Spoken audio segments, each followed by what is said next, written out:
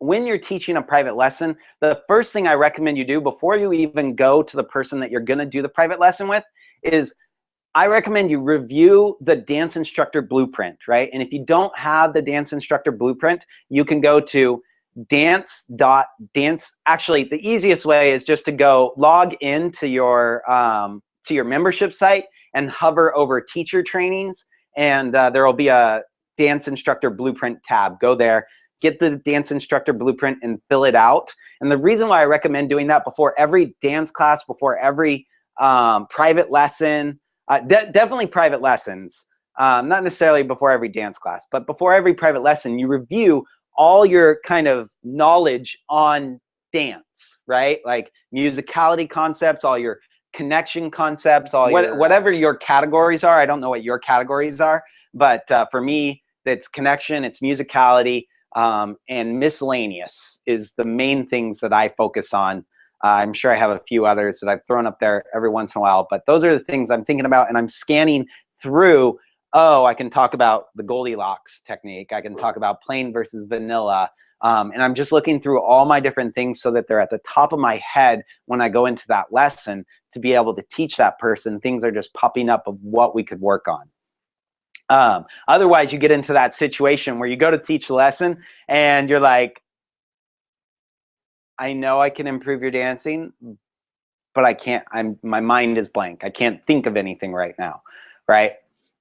So definitely fill out your own blueprint and take a look. At least fill out the dance side of the blueprint, and the teaching side of the blueprint are the keys to teaching a private lesson, right? So you have a lot of techniques that you can work on, and also a lot of ways to deliver those techniques so that your student actually improves or they're actually inspired, right? If you're going to give someone a private lesson, one of my recommendations is at the very beginning, you evaluate their dancing, right? And then you teach them whatever makes the most sense for them based on your evaluation of their dancing. There's a couple of things that I think are important. Why is an evaluation valuable?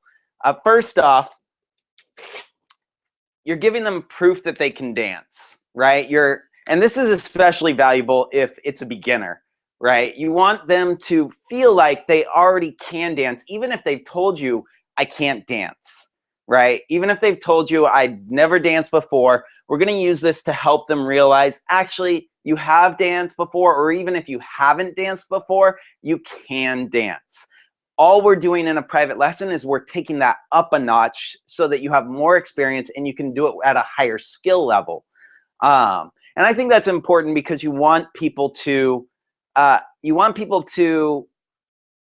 feel good about themselves, right? And feel good about where they're at, and get them to realize they're further along than they realize. And that's constantly something you're going to be doing with them, is getting them to realize that they can do it, right? And then the other thing that I think is really important about evaluation is that it allows you to start from something, right? So if you see their dancing and you evaluate it, you're actually starting from somewhere rather than just a blank slate. And if you have a blank slate, you might end up covering things that you really don't need to cover with them, right? Because for whatever reason, they naturally already do it well, or they learned this concept before if they're experienced in some way in dance.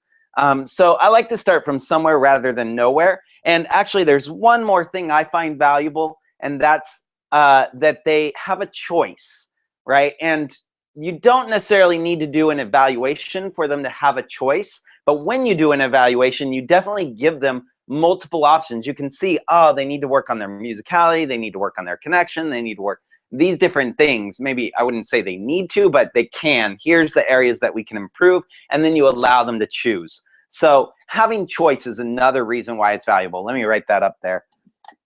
But I am going to point out you can have choice without an evaluation, and I'm going to show you how to do that in a second.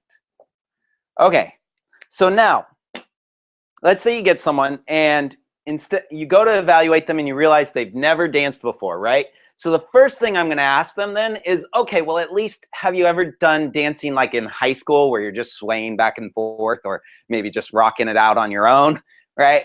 And if they say yes to that, then I'm going to be, sweet, show me, right? Okay, just show me what that's like. Show me the basics of swaying back and forth, right?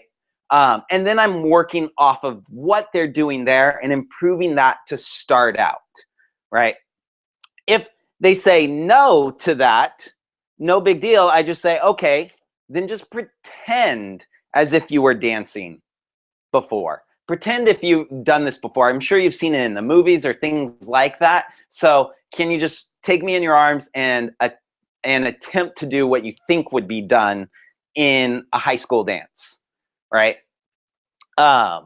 So really the whole idea here is to get them to do an evaluation, to allow you to do an evaluation, but to do it in a way that they feel like they're not a complete loser, right? Or because that's kind of the fear when someone's like, I don't know how to dance.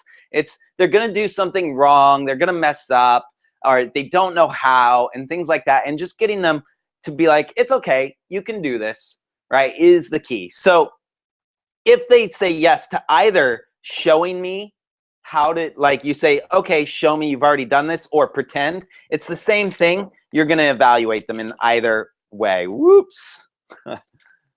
And so in either way, you're going to have them evaluate them at that point, and you're going to point out to them. The first thing I want you to point out when they do it, whether they're just pretending or they're showing you what they've done before, you let them know you already can dance. This is like whatever you do, technically, if you move your body and music is playing, you're technically dancing. You might not be doing it at a very high level, but you're doing it, right? To some degree, you are dancing if you are moving and there's music on. And even if the connection is kind of the worst connection in the world, it's still to some degree dancing.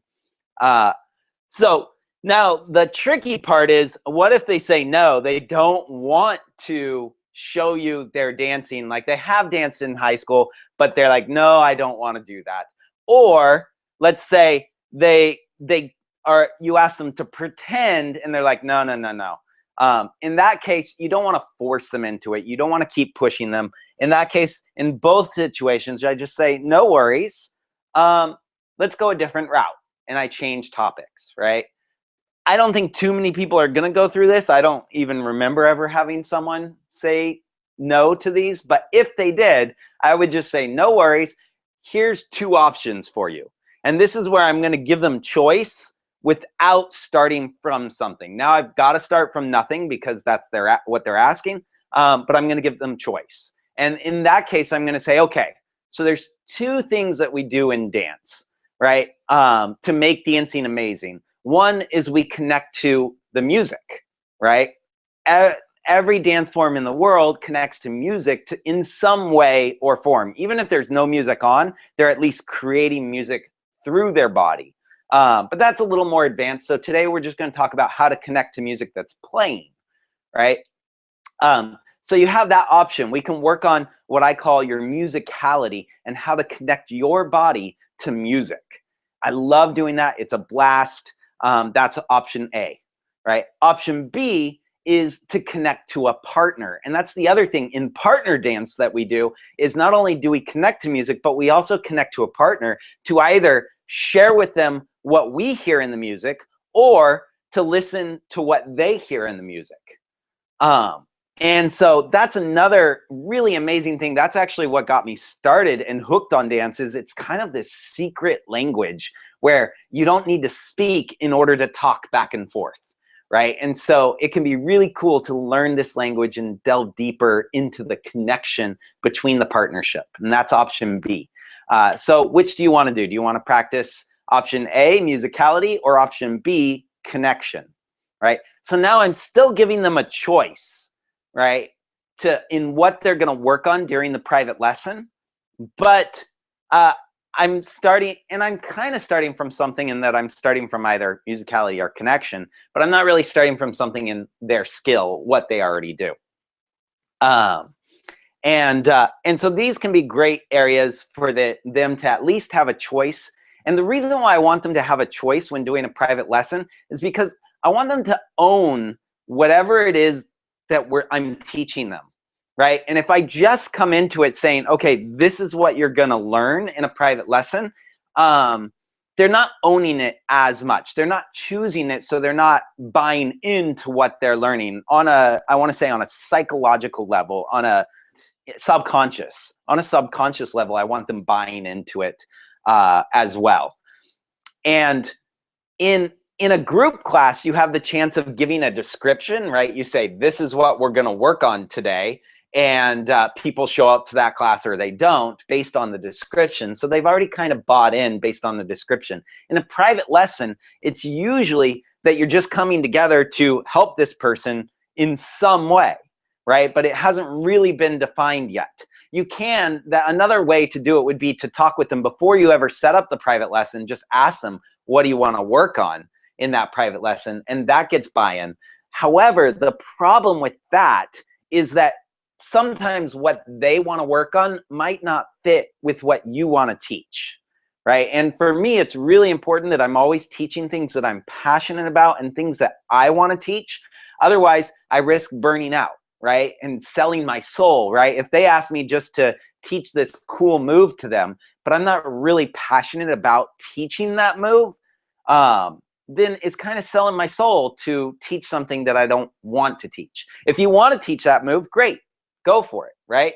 The only thing is like this evaluation process and giving them choices allows you to give them options that you're excited about and get the buy-in from them to actually do whatever it is that you're asking for. Does that make sense? If it does, go ahead, pop in, makes sense in the comments. And if you have questions on that still, go ahead and pop them into the comments. So now I want to go into a couple more tips that I think are important for getting someone that's never danced before to realize that they can dance. And these are things that you can do at the beginning, or sometimes I throw them in more in the middle of a lesson. It doesn't really matter where you put them as much as like they flow in. Yeah, how am I trying to say this? This is a tool for you to use. When you see the right moment, pop in one of these tools, Plain versus Vanilla or Goldilocks. I love these. These work amazingly well, both to improve their dancing and to inspire them and make them realize, wow, I actually can dance, right? I'm maybe better than I thought I was, especially if they have that mindset that they can't dance. So Plain versus Vanilla is really simple. All I do, I play a song and I ask them to dance. I just ask them to start moving, and I don't give them any guidance other than maybe I ask them to walk to the music or to step to the music, right? If they were in a wheelchair, I might ask them just to bob their head to the music, right? Basically, the idea is I give them something that they already know how to do, right? That they can already do, and I just ask them connect what they do to music. It could be brush their teeth for all I care. In a normal dance class where people are learning a partner dance, I usually ask them to walk because it's something they've done 100,000 times, and it's something they're going to do a lot with a lot of their partners in partner dance. And when I do that, I ask them, okay, as they're doing it, I'm asking them, okay, do it to music. Then I say, okay, now I want you to take all the musicality out and be as non-musical as possible. Just hit the beat, right? Do not, and most people are already adding something in besides a beat.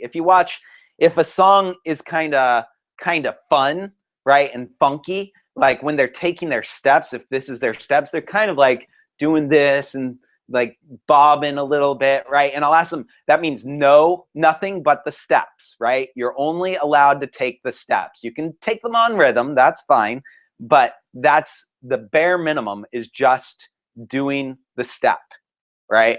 And then I say, okay, now I want you to add in vanilla, which is just a little bit of flavor, just kind of the essence of the song without much. And they'll start going back a little bit more to what they were doing before. And I say plain, and they have to take all musicality out of the movement, right? Or almost all, as much as possible, right? And the idea behind that is is to show them like they were already dancing musically, right? Because if they could get less musical, if they could go less musical to it, then that means they're already dancing musically. It's not to say they can't get more. They can go to chocolate, right? Add some chocolate or strawberry into it, but their vanilla is already musical, right? If when they go plain, they feel like they're even less musical. And I can't remember a time where someone didn't actually recognize that drop when I was like, take it all out, no musicality. And you might need to point to them and actually tell them what to take out. You might need to say, you know, right now you're still bouncing. I want you to take out any bounce. Or you might say, like, you're still smiling and the song's smiling, or the song's sad and you still hunched over sad. I want you to completely take out any element of the song. And so that's the idea. And then you can add in chocolate as well when they get going. Vanilla is what I call like just kind of adding the essence of the song. Maybe the song's happy, you're a little bit more happy and bouncy, right? And chocolate is more trying to hit something in the song, like a wow in the song, right? And so maybe instead of stepping normal, you take a wow movement in your step. And so that's the idea, plain versus vanilla, and add in some chocolate if you want. And then let's go on to Goldilocks. Goldilocks was a little girl that went into a house that was owned by bears, right? And there was a papa bear, a mama bear, and a little baby bear, I think, or something like that. And she would try all their food, and she'd try one person's food, and it was too hot. And she'd be like, oh, that's too hot. And then she'd try another a person's food and it was too cold, right? The baby's food was too cold. And then she'd try mama's food and it was just right. And it was the same. Everything was either too hot, too cold, or just right.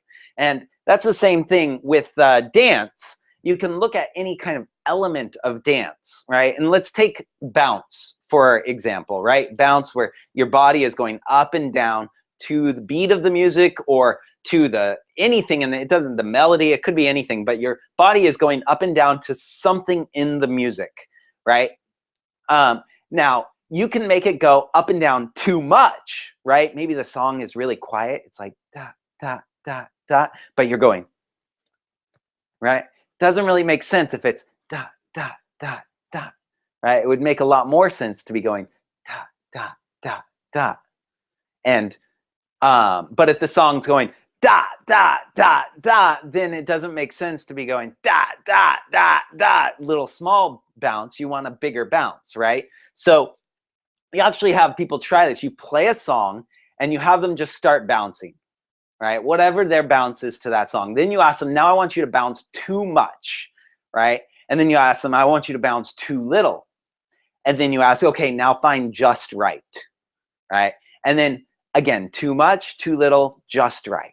Play a different song. Too much, too little, just right, right? So you can give them a bunch of different songs and they can hear how different songs ask for a different amount of bounce, right? And that's just one thing. You could also look at like, okay, now I want you to walk forward, right? And how big are your steps, right? What does this song call for, a big step or a small step?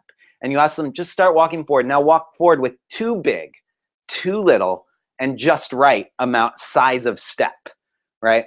And this goes for everything that, any technique that you want them to do, tension, how much tension it could be in this song, and how much tension do I want to share with my partner, right? So again, too much tension, too little tension, just right, right? And this is all based on either the music, right? How much tension is matching the music, and you want to share that with your partner. Or you could also take the whole concept and talk about it based on matching your partner, right? So sometimes if your partner gives you 5 pounds of pressure, then too much would be giving them 6 or 7, right? And too little would be giving them 4 or 3. Just right would be matching exactly their 5, right? Assuming that your goal is to match, right? And so that's a great way to practice the too much, too little, is to actually delete all music and just have your partner do something. And then your goal is to do more than them, do less than them, and then match them exactly, right? And now this is, the concept is there. That's the base of it, but you can take it further. You can get people to realize like it's a relatively simple concept, but you can spend the rest of your life improving in this, right? Like for me, I still use this concept, even though I understand, okay, I'm trying to get just right. My just right is different. My skill level at hitting just right is different than someone else's skill level at hitting just right. So in other words, like if you think about it, a beginner dancer kind of has three, let's call it temperatures. Let's call it temperatures. We have 100 degrees, 100 degrees, 0 degrees, and 50 degrees. That's their too much, too little, and just right, right? Whereas a more advanced dancer has a little every layer in between. He can go to 99, 98, right? All the way down to 50, or that's the highest level, would be able to do every single increment in between, right? So when he goes for just right and he hits 50, he might realize, no, just right is actually 60. And then when he hits 60, he's like, oh, no, just right is actually 58. And then, right, so there's constant little adjustments going on. And the more you can fine tune your ability to hit that just right, I feel like the more advanced your skill level. That's the thing I'm asking them. I point that out to them after I've already done a few of these and I've got the idea across and I feel like they're getting bored maybe, or I've spent enough time, maybe probably before they get bored, but when I feel like, okay, if I do this for another 5 minutes, they're going to get bored. Right at that point, then I point this whole idea of like, you've got to take it to the next level and ask them to do it again, but to really refine. And so now I might use, I'll use slightly different wording and I'll say just a little too much, just a little too little. Now find just right, right? And just a little too much. Sometimes when they do a little too much, they'll realize that actually works better. And they'll find a new just right by attempting to go a little too much and realizing, oh, actually that feels even better for me. So that's the Goldilocks concept. But another thing that I like to do with the Goldilocks is to recognize that there's a difference between my feel versus someone else's feel versus a visual look of what is just right, too much, and too little, right? So you can actually take a partner in your arms and you can ask your partner to tell you. You can say, okay, I want the leads to do this, right? We've practiced it a couple times. They all have this concept of what's too much, too little, and just right. And I say, leads, I want you to choose one of the three. I want you to choose too much, too little, or just right, right? And follows, I want you to try to guess which one they're trying to do. Is it too much, too little, or just right, right? And what that does is sometimes the lead will be doing too much and the follow will think, oh, it's too little or it's just right. And the lead recognizes, oh, there's my too much was not too much. It was just right, or it was even too little, right? And you can give them a chance to just practice it. Give them like a minute with each partner where they do it, and then the partner lets them know, and then maybe ask for feedback. Why was it too much? You know, especially if it wasn't what you were expecting. If the lead's thinking he's going too much and the follow says it's just right, then the lead can ask the follow, oh, what was right about it? What did you like? For me, I was going for too much. And I would have felt this would have been just right. And then the follow might say, oh yeah, for me, like it wasn't in the bounce, it was actually in the tension that I was noticing too much, right? Or it might be the follow says, oh, actually, now that you did that, that actually does improve it a little bit, right? So the follow learned something. So it's really just providing a framework. It's not a framework of who's right and who's wrong. It's a framework for them to delve more deeply into their own perception and what they can learn from that, right? So the follow saying that this is too much or too little doesn't mean it is too much or too little. It just means let's explore that so that we can understand it more. The lead says, oh, well, I was thinking this is just right. The follow goes, oh, Yeah, that is great. Cool. I just learned a little bit more. I didn't realize that layer was possible, right? Or I just hadn't compared it to the other one. Uh, or she goes, oh, well, for me, it wasn't even in the bounce. It was in a different thing.